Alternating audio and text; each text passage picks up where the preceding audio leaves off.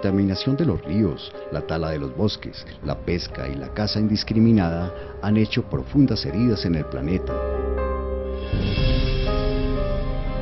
Y como respuesta a estos procesos, algunas personas han tratado de medir, cuantificar o racionalizar su impacto a través de aproximaciones teóricas y prácticas.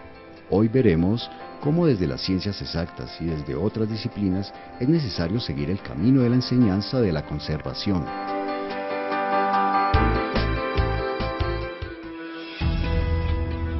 La vida puede llevar en el planeta unos 4.000 millones de años y la especie humana apenas 200.000.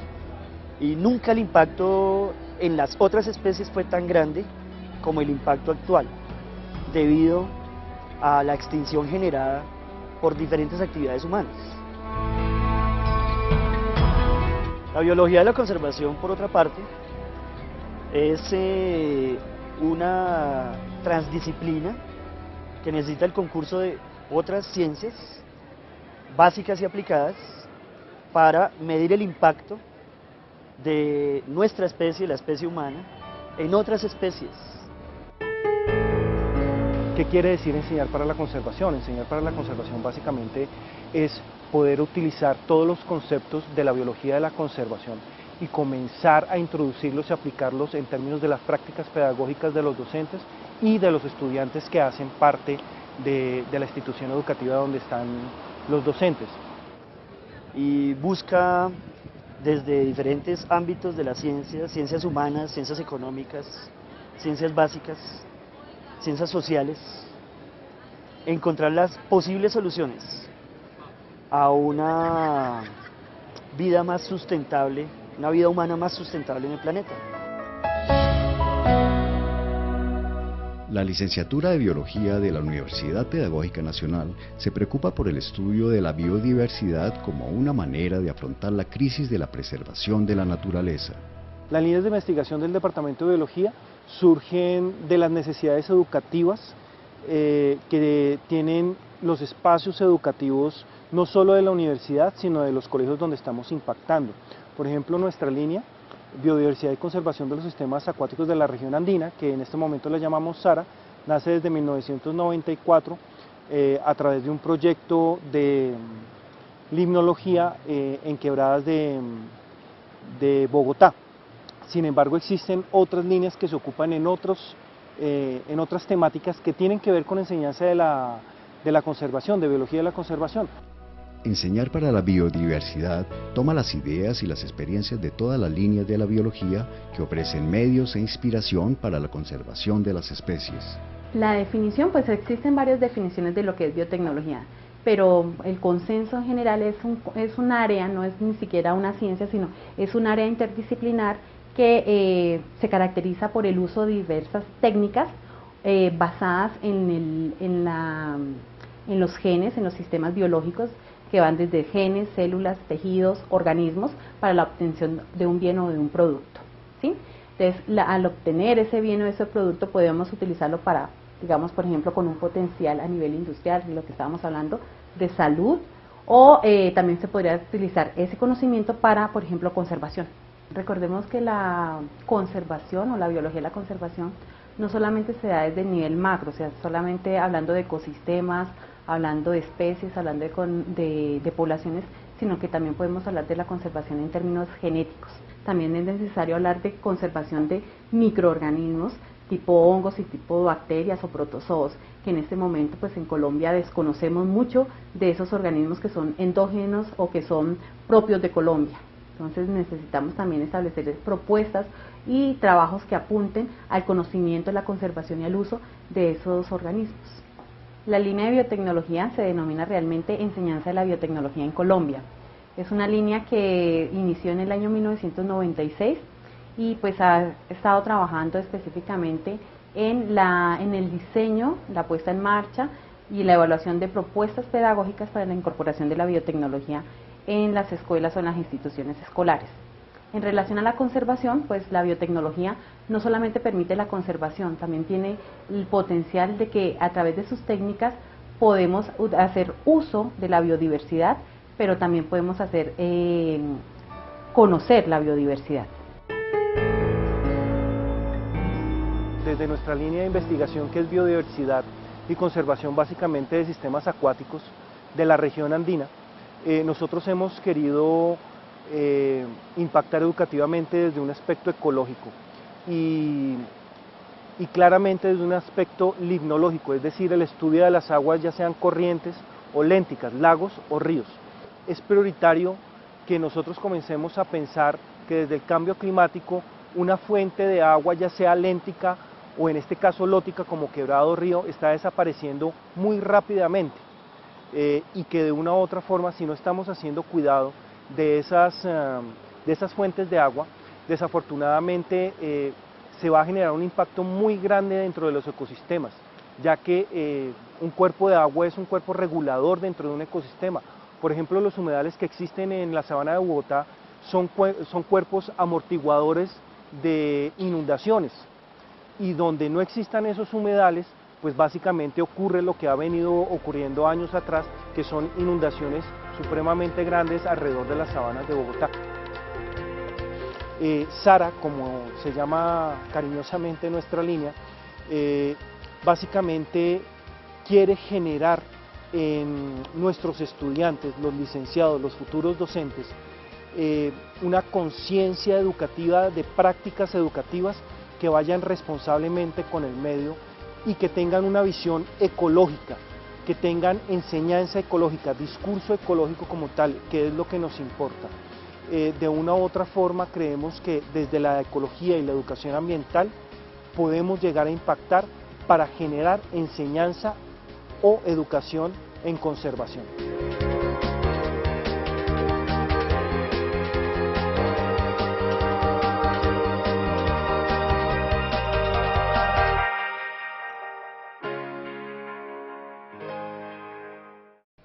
Desde la academia, las ciencias exactas o naturales han entrado en diálogo con las ciencias humanas y sociales con el propósito de entender que las actuaciones de los seres humanos entre ellos mismos y con la naturaleza tienen consecuencias mutuas. Pero también otras disciplinas han aportado propuestas de cambio ambiental y por ende a una mejor enseñanza de la conservación. ¿De qué les sirve a los niños en la escuela saber el concepto de fotosíntesis si no reconocen su propio entorno, no solamente biológico, sino también cultural, ¿cierto? ¿Sí? La enseñanza de la biología hay que construirla desde lo propio. Un poco revisando la historia de la enseñanza de la biología en este país, pues nos hemos dado cuenta que es más normativa, que tiene tintes más políticos, más institucionales, pero en realidad la enseñanza de la biología no ha sido construida a partir de lo que somos. El enfoque de esta propuesta es interculturalidad, es decir, se trata de establecer desde el ejercicio del poder, porque de esa relación saber-poder hay que deconstruirla, y pensamos pues que la interculturalidad puede ser una de las estrategias a través de las cuales podamos comprender quiénes somos, respetar y valorando todas esas diversidades. Eso es lo que le hace falta a la escuela colombiana. Palabras de Moacir Gadotti ante esta crisis, que no es solamente contaminación, sino también es crisis económica, política. Él plantea que una solución que parece interesante, y es que hay que ecologizar la economía, la política, el conocimiento científico, ecologizar en el sentido de aprender a amar esta casa, que es este planeta Tierra. Pues creo que también es un deber ético transdisciplinar la enseñanza de la biología con esos otros conocimientos, con otras formas de ser, de pensar, con otras éticas, con otras estéticas. Es decir, el panorama parece muy enriquecedor y muy amplio.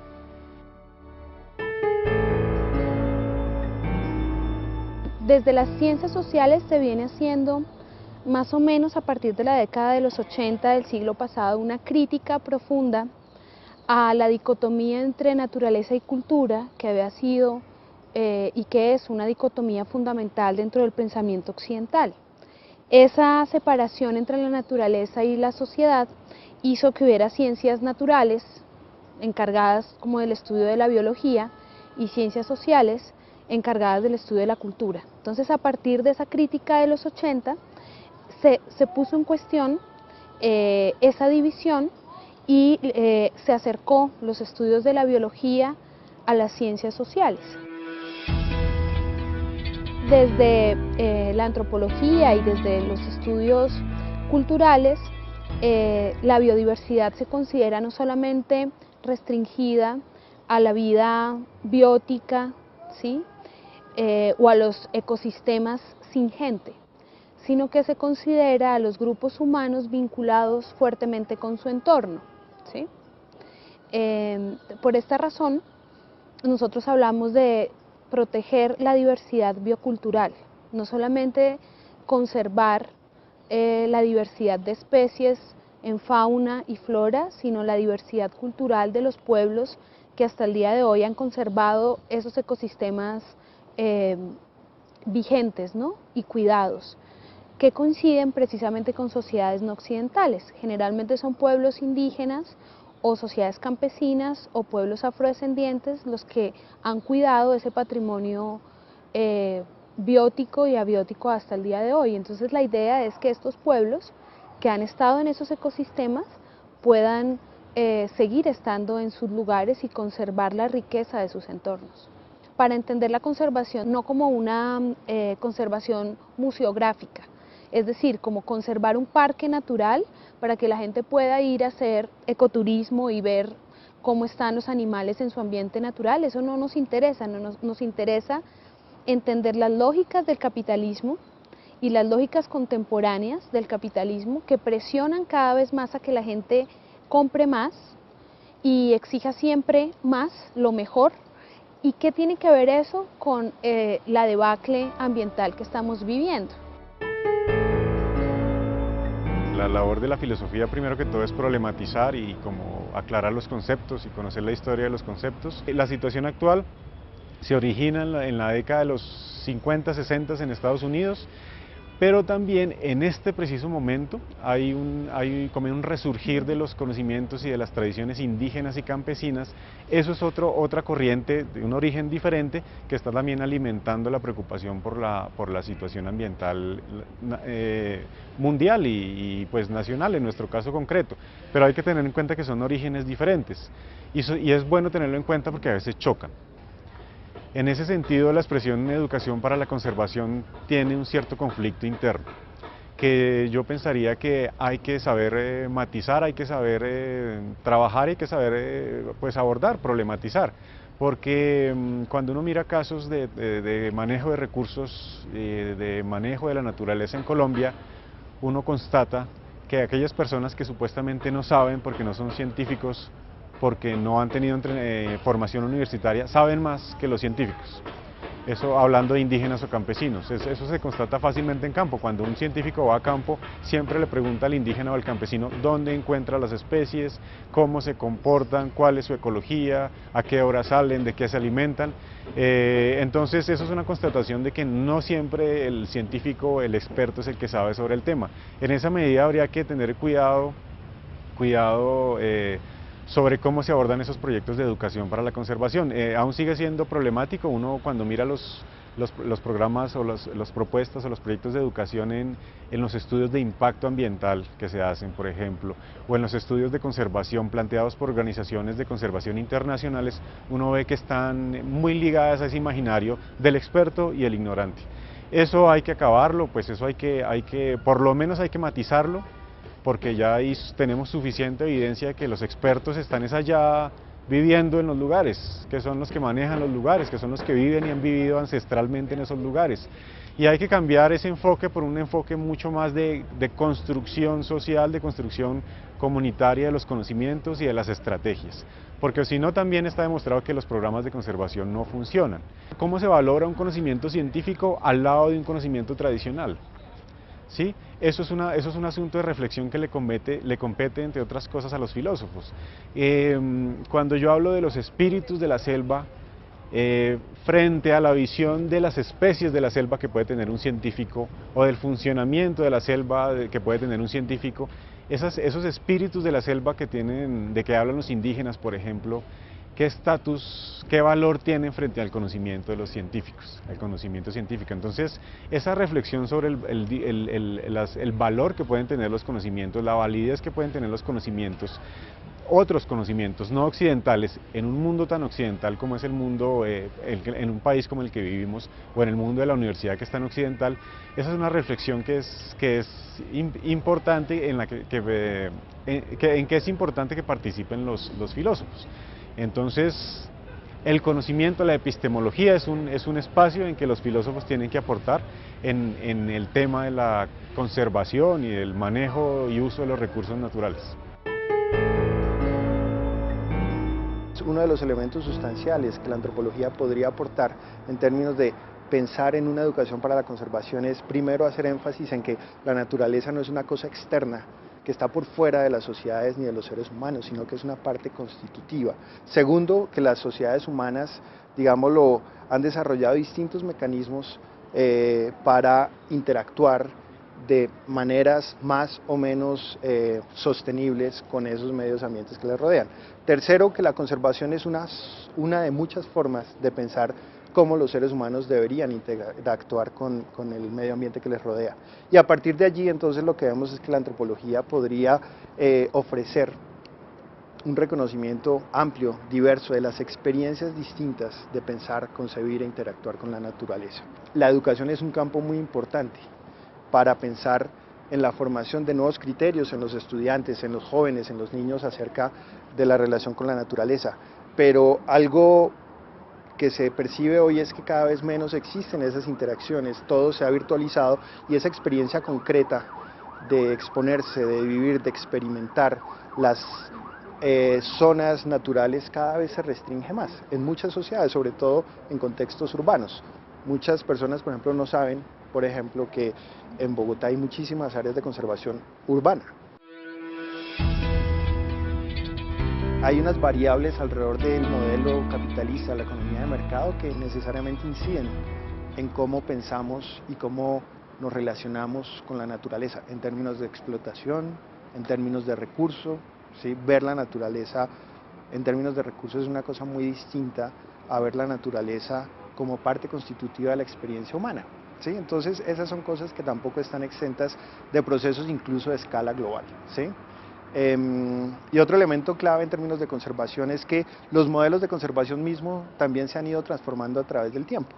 Antes el paradigma dominante era el de la conservación sin gente, hoy el paradigma dominante es el de la conservación con gente.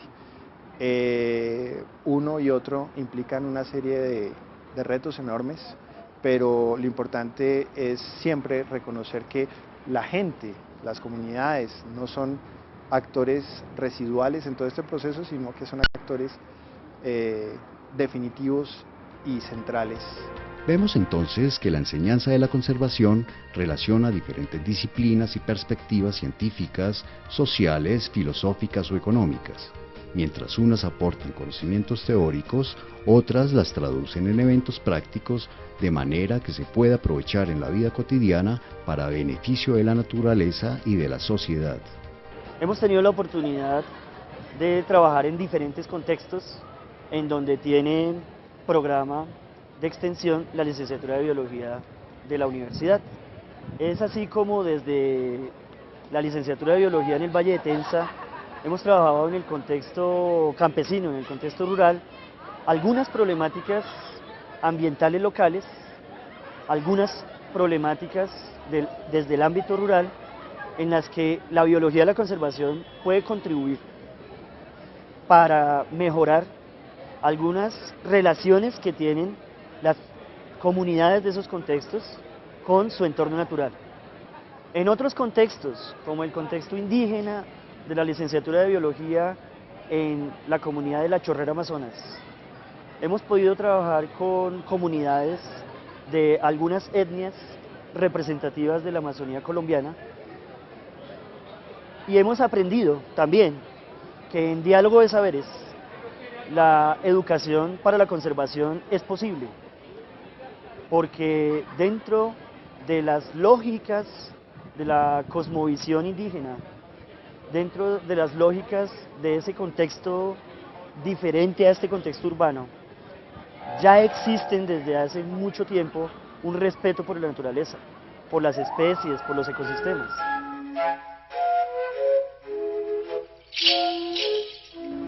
La biología de la conservación, en un futuro, será la respuesta de las propias comunidades indígenas, rurales, afrodescendientes, a ese impacto que sus propias comunidades están generando en el ecosistema. Y ese despertar de conciencia seguramente va a incidir en los contextos urbanos, que van a darse cuenta de que el desarrollo económico no es el único tipo de desarrollo, que hay otros posibles desarrollos, en donde lo económico no es lo principal, sino la calidad de vida, y la calidad de vida está relacionada con la calidad del ambiente y el entorno natural que nos rodea.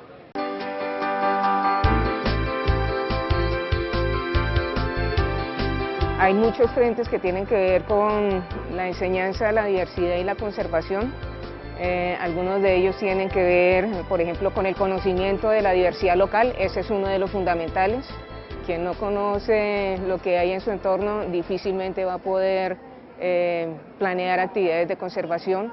Una segunda necesidad es la de ver cómo los organismos están relacionados con otras especies o con su entorno. Comprender esas exigencias también facilita planear actividades hacia el futuro. Y sin duda una que tiene que ver mucho con la labor de la Universidad Pedagógica es educar a las personas para que se interesen no solamente por conocer la diversidad, sino para que se familiaricen con los retos, las amenazas a esa diversidad, para que haya un interés en planear actividades que propendan por la conservación de las especies. El camino, son múltiples caminos. Ojalá existiera una única respuesta, pero no es así, es multifacética y es desde diferentes discursos que la tenemos que generar. Nosotros la generamos desde la ecología, otros compañeros la generan desde las ciencias sociales, desde la antropología, desde la visión intercultural. Tenemos la responsabilidad de formar una generación de docentes, no voy a decir nuevas, sino distintas, ¿cierto? Una generación de docentes que valore su país, ¿cierto? Que valore las riquezas naturales, pero también las riquezas culturales y que investigue lo que somos, porque creo que estamos en deuda con esa pregunta, que se haga otros cuestionamientos también. Generalmente la formación de docentes se ocupa mucho del qué y del cómo. Esta generación de docentes tendría que preocuparse del para qué y para quiénes. Y yo diría que la salida es esa, la salida es buscar otras formas de educación en que no se parta de que quien viene de las universidades de las ciudades es el que sabe sobre cómo se deben manejar los recursos y cómo se debe manejar la naturaleza. Creo que empezando por pequeñas causas cotidianas se pueden lograr grandes cosas en términos de educación ambiental. Es difícil, por ejemplo, que tengamos una sensibilidad al medio ambiente y una receptividad al medio ambiente cuando en nuestras prácticas cotidianas pues no nos significa nada desechar cosas de la manera incorrecta o hacer un uso displicente de ciertas cosas. Entonces habría que sensibilizar también frente a las implicaciones de la conservación para no dejarlo en un asunto formal de las instituciones, sino que es algo que implica en términos de la vida cotidiana de las personas.